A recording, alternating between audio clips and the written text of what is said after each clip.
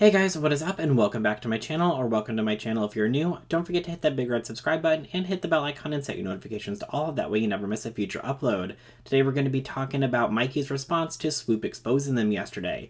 Now if you haven't seen my previous video titled Mykie, Glam&Gore Terrible Past Exposed by Swoop, I will link that in a card up over here as well as down in the description box down below, so definitely make sure you go and check that out as well. Alright, let's go ahead and get on into it.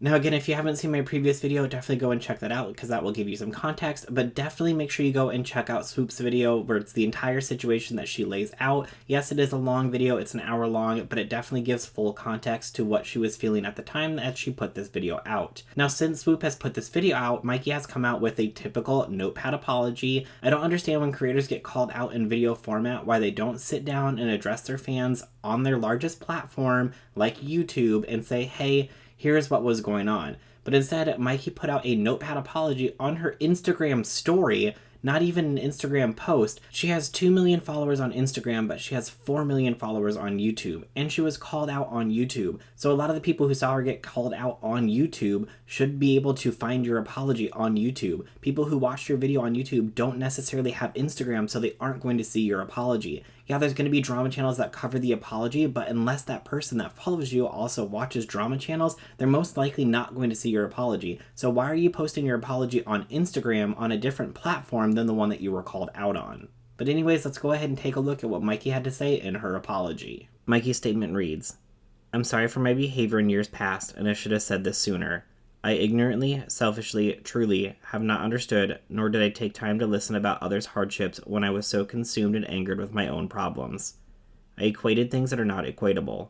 I've said a lot of things I regret that I feel don't reflect who I am today. I'm ashamed of jokes I made in the past that I excuse as edgy humor.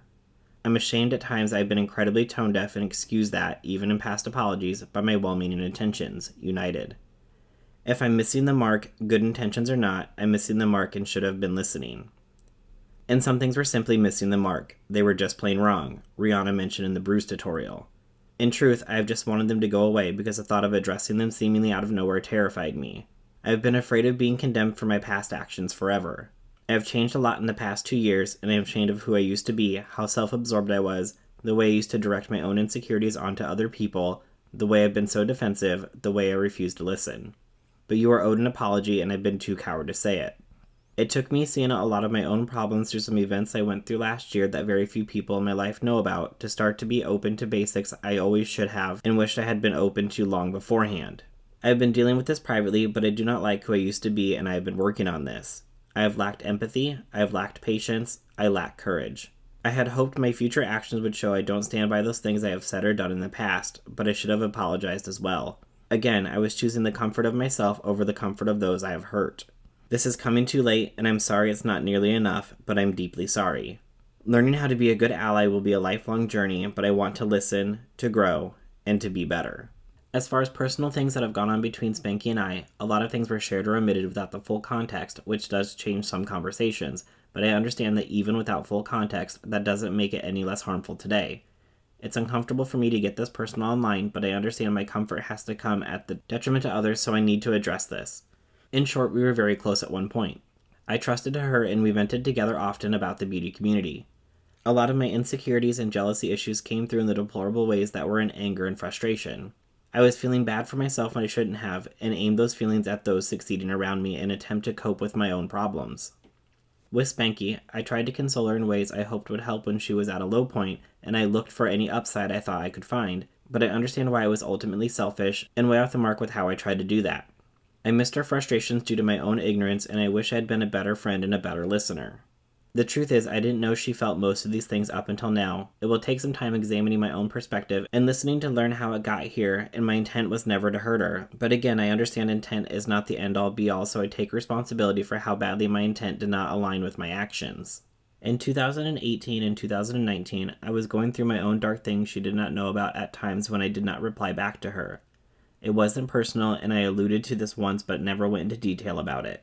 With regard to her essay tweets, I reached out about them because of what's mentioned in this later text. I assume this was omitted for my privacy, but this was why.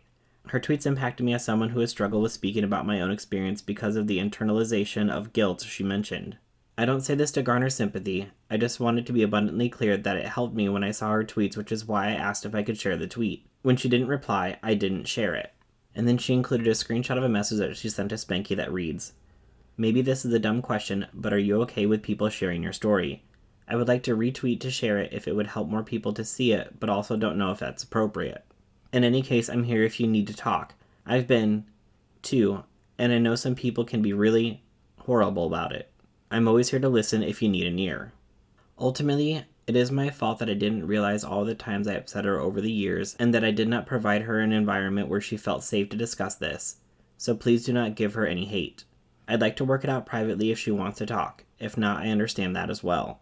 In my last text, I mentioned talking about what was going on when she unfollowed me, and I didn't understand why. She did not reply. I only share this so you understand that I'd like to listen to her and make apologies privately as well.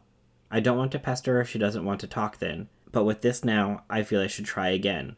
I'm grateful she called me out on things I'm ashamed of from my past because an apology was needed for that. And I know she just wants better for those who have been hurt. I hope we can find some kind of resolution for everything else that's happened between us as friends. I'm sorry to Spanky and the BIPOC community who were hurt by this, and I promise I will do better moving forward. To me, this apology reads as a typical PR saving face apology. To me, she sounds like she's, again, playing the victim. She's saying, yes, I know that I was wrong, but I was in a dark place at the same time, so I didn't really mean to do those things because I was a different person than I was 2 years ago. Well, some of the things that Swoop was calling you out for were just from a few months ago. So this whole I was in a dark place, it was a different time, we're literally talking about the difference of months. And yes, I understand that people change, so yeah, she's not the same person that she was 2 or 3 years ago, but you are most likely the same person that you were 3 or 4 months ago. So I don't know if I buy this. It sounds very, woe is me, I am so sorry, I'm the victim here, don't send this person anybody hate, I want to tell you that I was in a dark place, so I'm so sorry for what I did. I don't know, it seems like a PR thing to me, but again, that's just me personally. And then on top of that, when somebody says, I'm not doing this to garner sympathy, that's something that you say right before you want people to sympathize with you. That's how I always take it. It's like when somebody says, no disrespect, but yeah, no, you mean it with disrespect, let's be honest, otherwise you wouldn't be saying it. That's how I always take those kind of statements, like, I'm not doing this for attention, okay, yeah, sure, keep telling yourself that, I'm not buying it. And also, in regards to sharing the tweet, since when did you need to ask somebody permission to share a tweet or to share their story? If something has impacted you, if you like something, if you enjoy something, if you want people to get more attention for something, you just retweet it. Why would you need to reach out to Spanky and say, hey, is it appropriate if I share your story so more people can see it? Why would you need to ask permission to share that story if that story has helped you and you feel like it's going to help more people if you share it? That to me, I don't understand. You just retweet it. That makes no sense to ask permission, and then since you didn't respond, you didn't spread that awareness that apparently helped you, and then you didn't push that information onto your millions of followers so they could also get the same help that you did if they have gone through the same situation. Why would you not just share that information? You don't need to ask permission. But I'd love to know what you guys think about Mykie's response down in the comments below. If you like this video, make sure you go ahead and hit that like button. Also, if you're new to my channel, make sure you hit that big red subscribe button and hit the bell icon and set your notifications to all. That way you never miss a future upload. Alright, that's everything for today, and I'll see you guys in the next one. Bye!